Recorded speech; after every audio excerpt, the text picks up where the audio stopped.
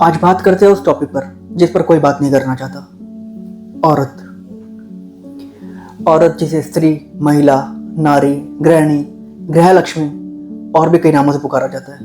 क्या है औरत? वो औरत ही होती है जो एक कमरे को, एक मकान को घर बनाती है। वो आपकी माँ हो, आपकी पत्नी हो, वो कोई भी हो सकती है। औरतों की दुनिया बहुत छोटी होती है, हमसे शुरू होती है और हम ही पर खत्म हो जाती है। औरत जो इंतजार करती है, इम्तिहान देती है, सब्र करती है, पर खुद कुछ कभी नहीं कहती और ना हम ये जानने की कोशिश करते हैं कि वो क्या चाहती है। हर औरत की अपनी कुछ ख्वाहिशें, कुछ सपने होते होंगे। अब सोचो एक औरत है जो 50 साल की है, जिसके 2 बच्चे हैं। अब हो सकता है कि उनका मन करता हो बाइक चलाने का, पहाड़ चढ़ने का, कहीं घूमने जाने का, पर उसे हमेशा यही कहा जाता है कि इस उम्र में ये सब करेगी तो लोग क्या कहेंगे, तू 2 बच्चों की माँ है। अरे भाई ठीक है, वो 2 बच्चों की माँ है, पर माँ होने से पहले वो एक औरत है जिसके अपने कुछ ख्वाहिशें होंगी, कुछ सपने होंगे।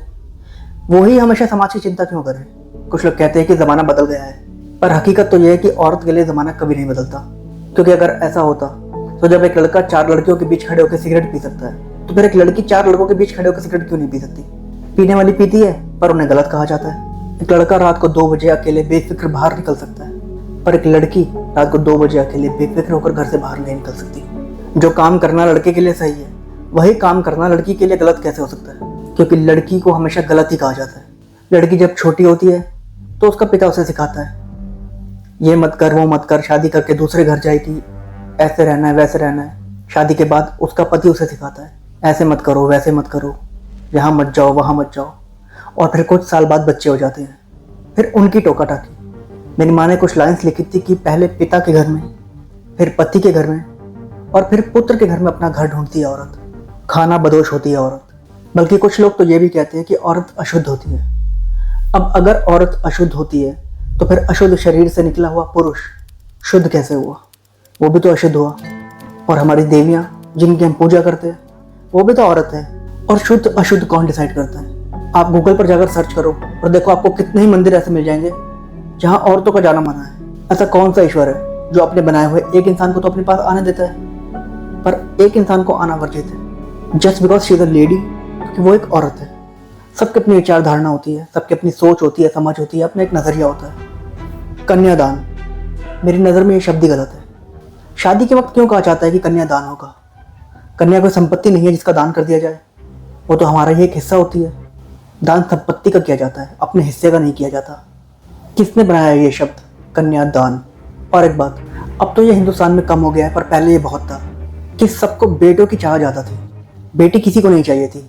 इंसान की ये सोच कितनी पुरानी है? 100 साल पुरानी, 200 साल पुरानी, 500 साल पुरानी। गणेश जी की आरती में एक लाइन है, अगर आपने सुनी हो तो, कि बांझन को पुत्र देत। सुनो, बांझन को पुत्र देत, पुत्री क्यों नहीं? इंसान को कब से बेटों की चाह है? किसी को भी बेटी तब से ही नहीं चाहिए। हिंदुस्तान वो देश है जहाँ पर औरतों की, गायों की, नदियों की पूजा की जाती है। ये सच बात है, लेकिन एक सच ये भी है कि औरतों की, गायों की, नदियों की सबसे ज़्यादा दुर्गति भी हिंदुस्तान में ही की जाती है। एक औरत त्याग करती है, ये बात तो सच है, पर अगर उसके त्याग को समझना है ना, तो पहले ये समझो कि दूध माँ का, लेकिन बच्चा बाप के नाम का। शरीर पत्नी का, हल्दी पति के नाम की। मांग पत्नी की, पर सिंदूर पति के नाम का। माथा पत्नी का, पर बिंदिया पति के नाम की। गला पत्नी का, तो मंगलसूत्र पति के नाम का। हथेली पत्नी की, तो मेहंदी पति के नाम की। कलाई पत्नी की, तो चूड़ी पति के नाम की। पैर छुए पत्नी, आशीर्वाद मिले पति को। तीज करवा चौथ के व्रत रखे पत्नी, उम्र बढ़े पति की। वो और क्या त्याग करे वो? अपनी माँ, अपनी पत्नी के साथ बैठकर उनकी ख्वाहिश पूछ लो, यही बहुत है।